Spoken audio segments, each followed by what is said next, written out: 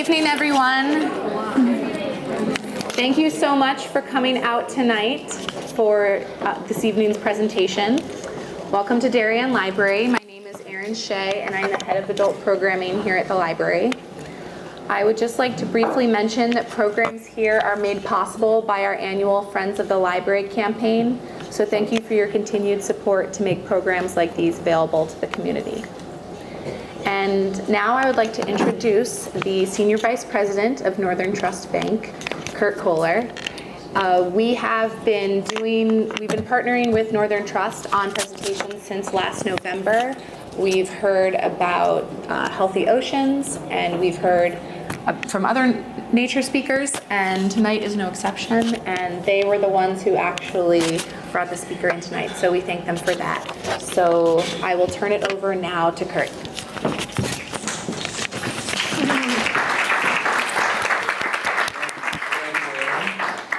Thank you everyone for coming. Thanks Aaron for helping organize this, and special thanks to Holly Ham who organized this and the previous event. I didn't thank her last time, and please stand up and face the camera.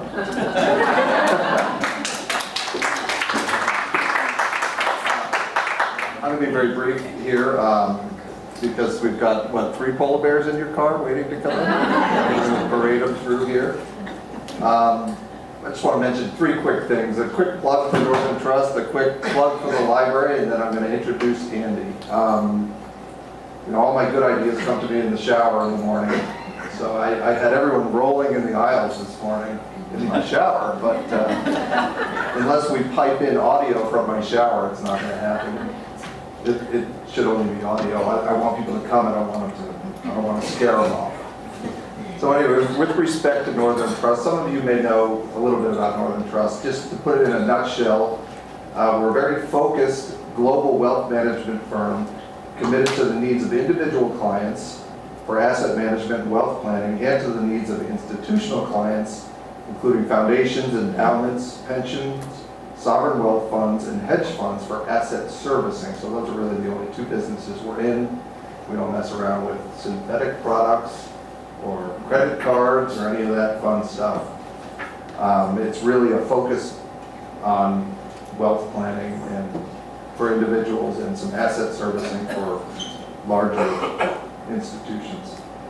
And what we do what we've managed to do over our 122-year history without any mergers or acquisitions is build a business that is on the individual side, much like a multifamily office, with an intense focus on the needs and desires of each unique client, with financial and intergenerational wealth planning and investment expertise capabilities across the board.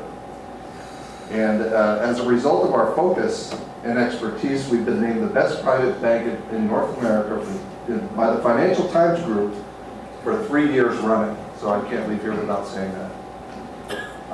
If you'd like to know more, you'll know where to find us. There's some stuff up there if you'd like to find us. Now the library, the real gem here is the library.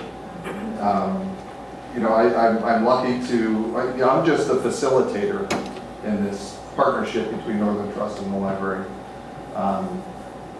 As a Darien resident, I'm delighted to be able to facilitate this partnership with really an outstanding community gem that we have here. The library has an absolute commitment to exceptional service. These are sort of things Northern Trust and the library have in common, and that's what makes this partnership sort of special. They invest in and cultivate their people to be exceptional providers, advisors, and guides. They understand the value of and invest heavily in technology to provide the most relevant and timely information and services efficiently and quickly. And they understand deeply the importance of our community as a whole, as well as the unique desires and needs of each individual in the community. These priorities are directed outward toward the community. They're not directed inward in a sort of a self-serving or self-advancement. It's really a service to the community directed outward toward that community, and that's what makes my involvement in this feel right. So what's an example of something that doesn't feel right? and it wouldn't feel right. It's probably, Andy would say, being chased by an adorable yet fascinating polar bear. I don't know this for a fact, but my guess is that Andy hasn't been chased by a polar bear, at least recently, because he always ends his emails with cheers, and anyone being chased or having been chased by a polar bear wouldn't be ending their email with cheers. They probably wouldn't be ending their email at all. Maybe being chased by the ivory-billed woodpecker that was thought to be extinct, but has not yet been seen. So it's thought to exist, but now perhaps it doesn't exist.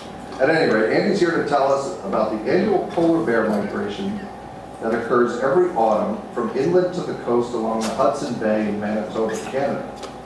Andy has been the director of eco-travel for the Connecticut Audubon Society since 1996. He graduated as an honor student in biology from Hartwick College, where he worked at their biological research station in the Bahamas studying avian ecology, which just sounds awful.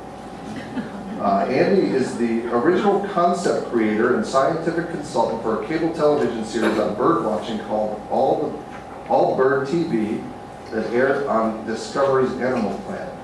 He's also the original concept creator of the award-winning Connecticut River Eagle Festival, which, does that still happen, Andy? It doesn't happen, but the Connecticut Audubon Society does have an eagle boat cruise up in East Haddam. Takes a boat out, about 45 people south from East Haddam. And we went on that trip a couple months ago and saw at least a dozen bald eagles out there. It's really fascinating. Beautiful part of the state, too. Andy has conducted bird surveys for the U.S. Fish and Wildlife Service and has been participating as a CBC captain for nearly 30 years. Does anybody here know what a CBC captain is? No? That is, I didn't either until I got here. That's a Christmas bird count. Apparently every Christmas they go out and count birds. It's the right time of the year. He's been a consultant to the Bahamas Ministry of Tourism concerning development of birding tourism in its more remote islands. He's a licensed U.S. Coast Guard 100-ton master boat captain and lives with his family up in beautiful Essex, Connecticut. The Connecticut Audubon Society Eco-Travel program runs over 75 day trips per year in Connecticut and some surrounding states, mostly Connecticut. These eco-travel trips began in the 1950s as local field trips and over time developed into international trips.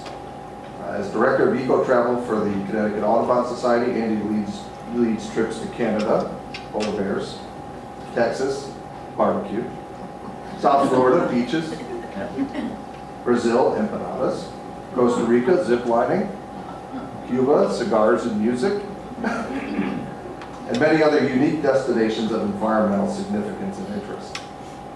Over their 114-year history, that's about right? 114 years?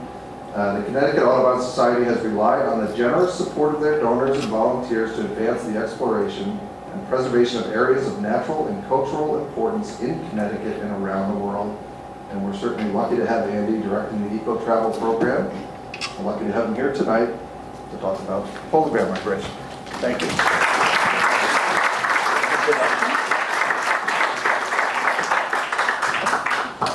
Thank you so much. Thank you, Kurt. Great introduction. I don't think I've ever had one quite like that. If I can have the lights, we'll bring the lights down and we'll hop right into our presentation. I'm sure some of you are likely to be superb photographers yourselves, and I do not profess to be such. But with these photos, I want to show you the possibilities that exist for a good photographer with a visit to Churchill. Late fall may not be the season for photographing wildflowers in Churchill, but it is the season for polar bears. Just to give you an overview, first I will talk about polar bear ecology, specifically where and how a polar bear survives in the Arctic North. We will then see where the famous Churchill Bears live, why they live there, and what they do all day in November when along the shores of Hudson Bay. Finally, I will talk about how the Churchill people live among the bears and how the bears live among the people. I hope you will learn something about these extraordinary animals, the polar bear. And hopefully the technology will work. Even though they walk like a land bear and periodically come ashore, they are true marine mammals because they depend on the sea for their existence, hence their Latin name Ursus maritimus, or sea bear. Polar bears are not yet on the endangered species list. Of the 19 recognized polar bear subpopulations, 5 are declining, 5 are stable, 2 are increasing, and 7 have not had sufficient enough data collected to make a determination of their status. Polar bears are hard to see in survey on ice and snow. In May of 2008, the United States Department of the Interior listed the polar bear as a threatened species under the Endangered Species Act. Although we don't know the total world population, there is general agreement that it is between 20 and 25,000 individuals, with about 60% of those living within the borders of Canada. However, their population remains vulnerable because they reproduce so slowly because of intrusion from oil explorations, global pollution, climate change, and habitat loss. Polar bears are found anywhere one can find ringed and bearded seals throughout the ice-covered waters of the circumpolar Arctic. The bears need a platform of ice from which to hunt seals, the most favored locations being near-shore openings that form in the annual ice adjacent to the continental Arctic coastline of the 5 polar bear countries: Russia, Norway, Denmark, Canada, and the US. These openings are used by the seals to breathe and haul out.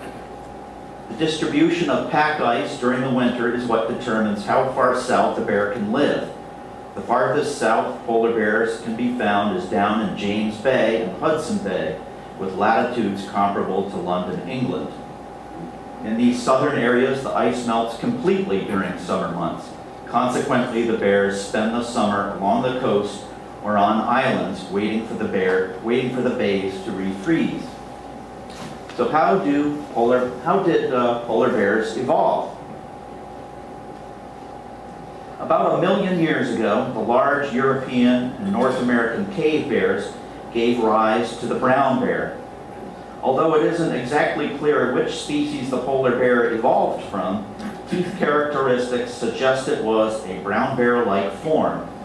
As Eurasia became colder and ice began to cover the Arctic Ocean, a new source of food became accessible to ancestral brown bears that lived along the coast. And that food source was obviously seals. Here was an unoccupied niche, an opportunity for an animal to make a living where no other could.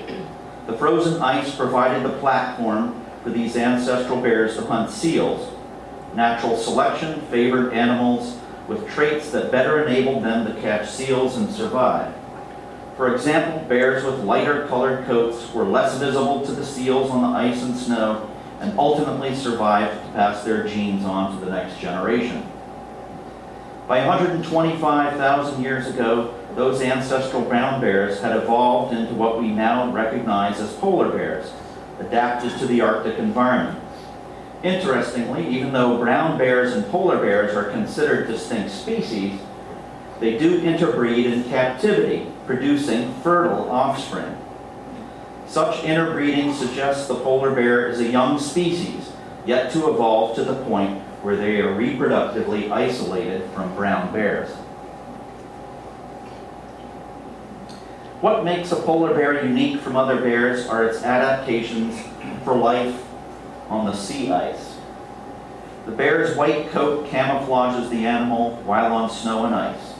To conserve body heat, the dense fur covers its entire body except for its nose and pads on the feet. Outer guard hairs stick together to form a waterproof barrier. These hollow hairs conduct the sun's heat to the bear's black skin, which helps to absorb heat when temperatures dip to -50. Notice the bear's purple tongue.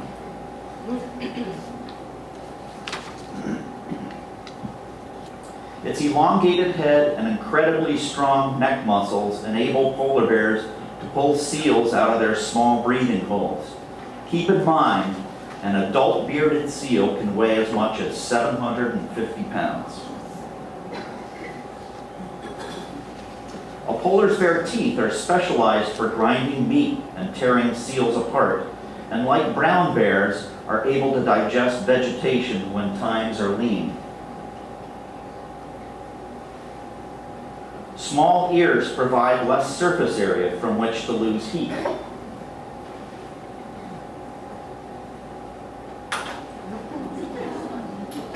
Polar bears have huge paws for swimming and to help spread their weight out when walking on thin ice. They can swim continuously for at least 100 miles in one shot, doggy paddle style, with their partially webbed feet, hind paws serving as rudders. Their foot pads are covered with small, soft bumps, which help to keep them from slipping on the ice. But they do sometimes slip. Their prodigious sense of smell enables them to smell a seal 3 feet under the snow and a half-mile away. However, these bears face two major physiological problems in the cold northern environment. A bear's 98.6 degree body temperature is maintained by its dense fur, tough hide, and 4.5 inches of fat. The problem is that they are so well insulated, they tend to overheat, particularly if they are running or when surrounding temperatures get warm. Imagine how you would feel walking up a steep hill in July wearing all your warmest winter clothes. At least you could take them off. A bear isn't so lucky. An ideal temperature for them is a few degrees above zero. To prevent overheating and to conserve energy, polar bears will plod along at a slow and steady pace of about 3 miles per hour. And rest or sleep often. In fact, you'll notice they rarely do things quickly. They also get into the water to cool off or sprawl out on the snow. The second problem is storing enough energy in the form of fat. While the bears are out on the sea ice, they are able to hunt seals with only a few days between meals. But when the ice melts, they come ashore, a place where no seals are found. They need to eat enough seals and store enough energy or fat to last them up to 5 months while on land. A bear needs about 11 pounds of seal fat per day to survive. A newly pregnant 400-pound female needs to gain about 440 additional pounds in order to carry off a successful pregnancy. That's a lot of seals. April and May are when most of the bears put on the bulk of their weight, as this is when the young ringed seal pups are weaned and are easy to catch. Up to 75% of a young seal's total body weight is fat. What the bears eat is the skin and the fat, often leaving the rest of the carcass for scavengers like the Arctic fox. Adult males weigh from 770 pounds to 1,500 pounds, 2 to 3 times the weight of females. There is a reason males are larger than females. Although the ratio of male to females is about equal, only about 1/3 of females are available for mating each season. Because of this, the competition among young males for mating rights is fierce. Bigger males win more fights, do more mating, pass their genes along, and thus a strong evolutionary trend for larger body size exists. With all this fighting for females going on, the average lifespan for a male might be 9 or 10 years. A small portion do survive to 15 to 18 years. One male from James Bay was known to be 28 years old. In captivity, a male is known to have lived to be 41. So there is a cost to living in the wild. Some males live longer and get more chances to pass on their genes, and that's what it's all about. On the other hand, females' average lifespan is about 32 years. So now that you have had your primer in polar bear ecology, let's look more closely at the most famous and studied bears, those found in Churchill. Polar bears were first recorded in Churchill in 1619, but of course were known to Inuit trappers of the region long before that. Polar bears didn't attract much attention until the establishment of Churchill's joint Canada-US military base in 1942, housing over 4,500 servicemen. More specifically, it was the base's garbage dump that attracted the bears. In 1964, the base was abandoned. While the base was there, many bears were killed in self-defense, for protection of property, or for souvenirs. This map shows the western side of Hudson Bay and the town of Churchill. As mentioned before, the southern edge of the polar bear range is determined by the distribution of ice and seals, the gray area indicated on the map. It was originally thought that polar bears were part of one huge population, but from tagging and recapture effort, it was found that polar bears, like most mammals, practice a seasonal fidelity, returning to the same area, seasonally controlled from year to year. Instead of one huge population, there are numerous distinct subpopulations located in many different Arctic areas. The subpopulation of bears that we see in Churchill live essentially between Rankin Inlet to the north and the Ontario border to the south. Within this area, each bear maintains an individual home range while maintaining contact with the rest of the subpopulation, particularly during mating season in April and May. The Churchill Bears have been returning to this area faithfully for their entire lives, and this is why they have been studied so extensively. They are accessible. Just to the south of Churchill is one of the world's largest denning areas, producing 100 to 200 cubs each year. The bears instinctively know that the first ice to form on Hudson Bay usually originates near Churchill, a result of the influx of fresh waters from the Churchill River.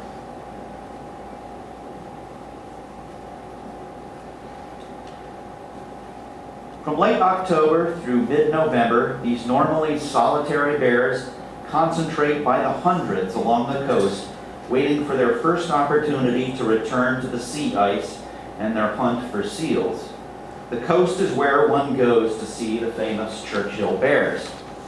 This subpopulation of bears is unique in that they do things differently from other subpopulations. While some bear populations can remain out on the ice seal hunting throughout the year, or most of the year, the Churchill Bears are forced ashore by the end of July when the ice is melted. With the refreeze in November, all the bears return to the pack ice except for pregnant females who, having mated the previous spring, have entered the maternity dens to hibernate. Only females do this sort of hibernation. During the winter, the cubs are born, and between the end of February and the end of April, the mother and cubs leave the den and return to the bay to hunt for seals. The cubs are weaned and begin eating on their own in June. This means that most of the population has endured 5 months of fasting, losing up to 1/3 of their body weight while doing so. The pregnant females must survive 8 or more months without feeding. Pretty amazing for such large carnivores. There is a record of a female polar bear being trapped, weighing 275 pounds in the fall when at her lightest, and then recaptured in the spring and weighing in excess of 900 pounds. Incredible. Glad I don't gain weight like that. So what do Churchill Bears do aside from giving you lots of opportunities to observe them in their natural habitat and take great pictures?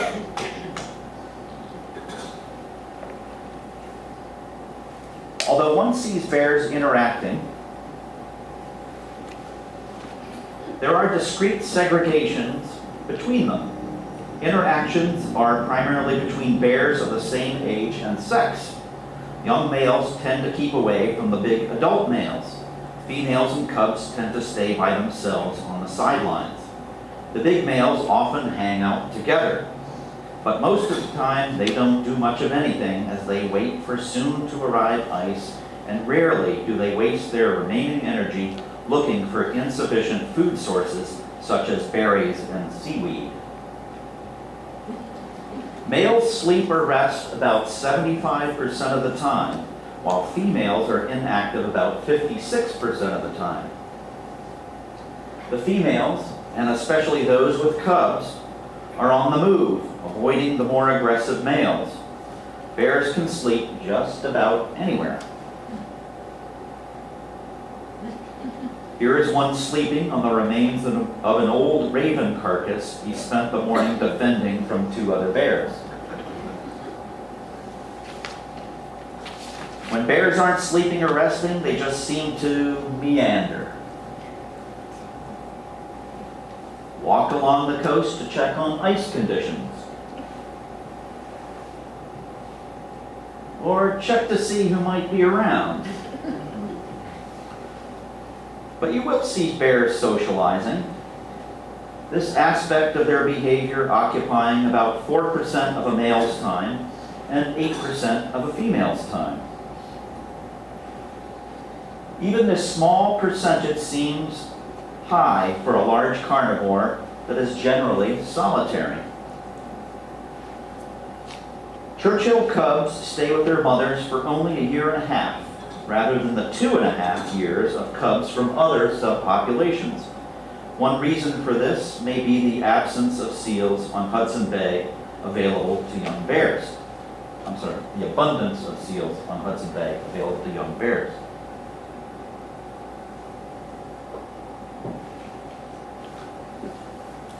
Cubs are generally fraternal twins, although single cubs are common. Triplets and quadruplets are rare. Cubs are born after only 60 days in the womb and weigh about 1.25 pounds at birth. They are about 1 foot long. From birth, males are larger. Cubs are nursed up to 22 to 33 pounds before they leave the den. They will have to walk up to 35 miles to get back to the sea ice. Remember, the mother has not eaten for 8 months or more. Hibernation is an adaptation that allows the species to conserve energy. 2 hallmarks of hibernation are a greatly reduced heart rate and a lower body temperature. Polar bears don't do exactly that, but while females are denned up, they appear to be hibernating. Their body temperature remains just below normal. Their heart rate drops moderately. If disturbed, she will react. Body temperature must be maintained to see her through pregnancy, birth, and nursing of cubs. Polar bears not denning, and after about 2 weeks of not eating, switch to a walking hibernation mode. Blood chemistries are the same as those found in a truly hibernating black bear, even though the polar bears are up and walking. One of the most spectacular behaviors one can count on seeing is the ritualized play fighting that goes on among the males. 2 males meet and make facial contact by touching noses, and then rubbing the area just behind or below the head. Facial contact is often followed by one bear lunging at the other. Then one bear may stand in an attempt to pin the other, or both may stand and spar, trying to knock the other off balance and pin him. A third bear will often sit on the sidelines and then try his luck with the winner. It is not thoroughly understood what all this sparring means, but it may give them an experience in sizing up one another in the competition for mates that will take place out on the ice, and perhaps improve motor skills after being so sedentary for months on shore.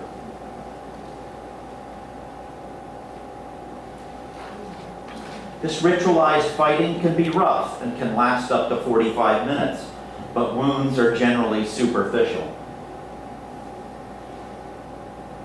So these bears are indeed uniquely special for several reasons. They are the most studied and photographed polar bears in existence. They live near the southern limit of polar bear range. The Churchill Bears go without eating for 5 or more months, while most populations can eat year-round. Females produce cubs every 2 years rather than the 3 of other groups. These are the only polar bears that are this accessible. But bears are not all that you will see out on the tundra. The flat tundra landscape is unique, with low shrubs and grasses, spruce trees, showing the effects of the prevailing northwest winds. You can tell how much snow the area receives by looking at the base of the trees, which are protected by a blanket of snow.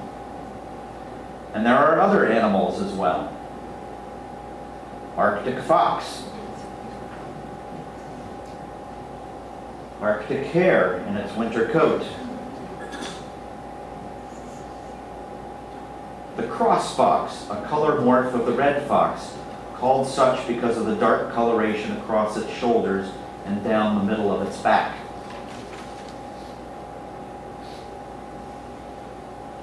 Rock ptarmigan eat the buds from the willow. And spruce grouse survey the scene, while the snowy owl hunts silently across the tundra in search of lemmings. So how do people in Churchill deal with their bear visitors?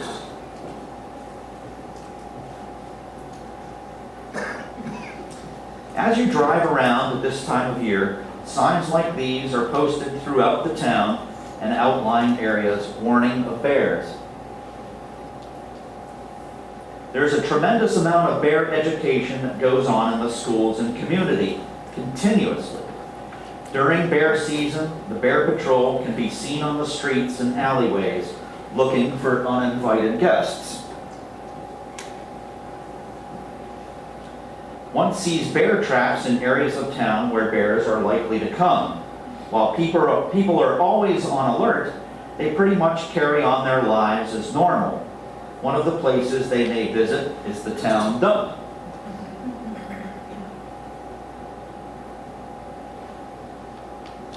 For many years, Churchill, its dump, and bears were synonymous. Various studies have shown that only certain individual bears frequent the dump. Normally, the bears come ashore with as much stored fat as they need to survive until the next freeze-up. However, some mothers with cubs, because of the additional drain of producing milk, have not stored enough fat.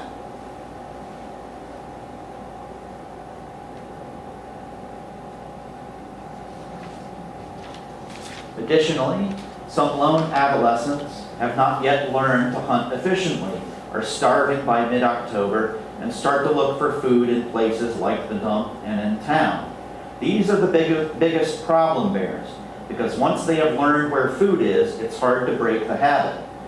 Once matured, unhabituated bears rarely come into inhabited areas and seem to be very wary of humans. So what happens to unwanted guests? Misbehaving bears are sent directly to jail, officially known as the Polar Bear Compound, built in 1981.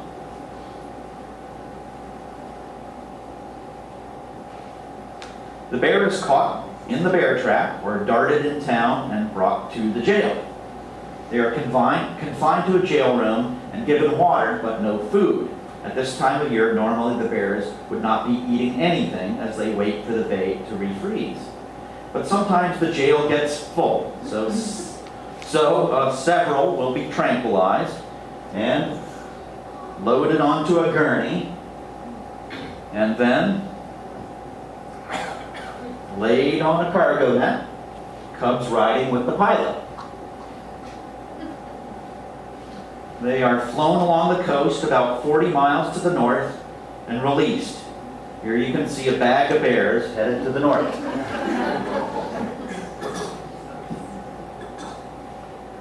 Churchill, being the polar bear capital of the world, is easy to get to, and the weather is cold but comfortable. More importantly, Churchill is the only place where you can see bears in their natural habitat and in the comfort of a tundra buggy.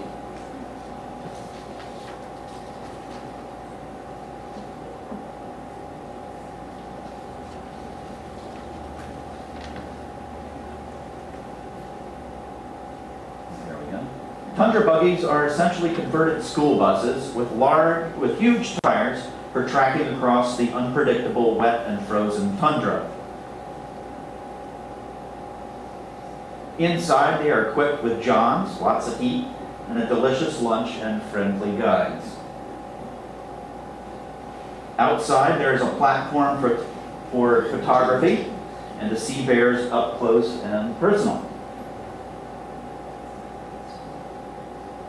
The bears are naturally curious, so they come close by. Generally, you're out of reach. Some bears cannot resist having a close look. He's looking at us. Sometimes a very close look. And this guy wanted to see what we were having for lunch by poking his nose in the open window of the buggy. When at Churchill, chances are you will meet Brian Ladoon and his prized Eskimo dogs. If you're lucky, you may witness a fascinating game of trust between some of his dogs and some really big polar bears that hang out nearby.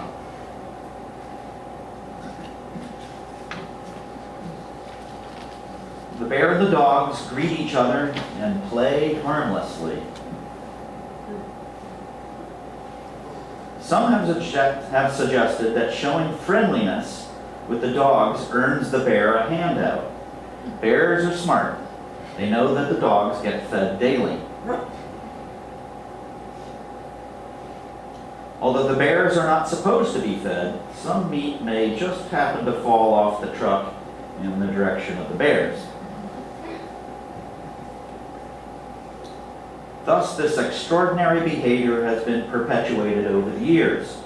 Apparently, only 3 dogs have been lost to this bizarre relationship in the past 20 years.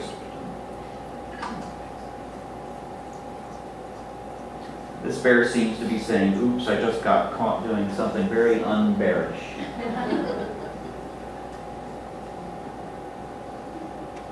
And one of the most famous polar bear photos, having been made into holiday cards for a number of years now, known as the bad boys of the tundra.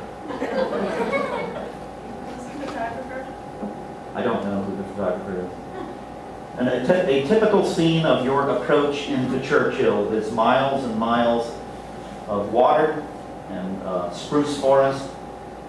You can go up to Churchill via train. I don't necessarily recommend it. It's 36 hours on the train each way, and it's basically going through a spruce tunnel. And this is the end of the track. The train was used for transporting grain up to Hudson Bay and to Europe via barge. There is a lovely town, good support for the tourism. Main Street, Churchill, during the winter. You don't do a lot of walking around, but you are safe walking in town. It's just outside of town that you need to be wary about the bears. There's a community center, which is well used by the population of 600 during the winter. And a lovely little Eskimo museum.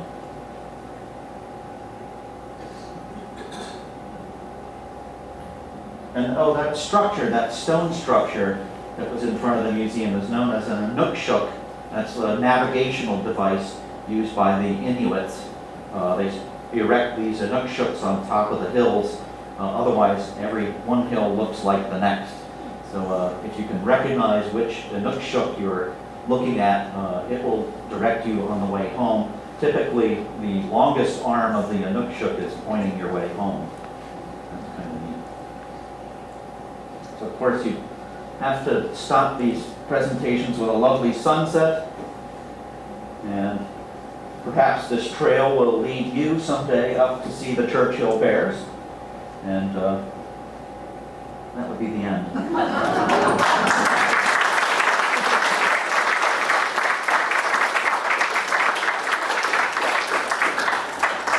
I'm happy to answer any questions.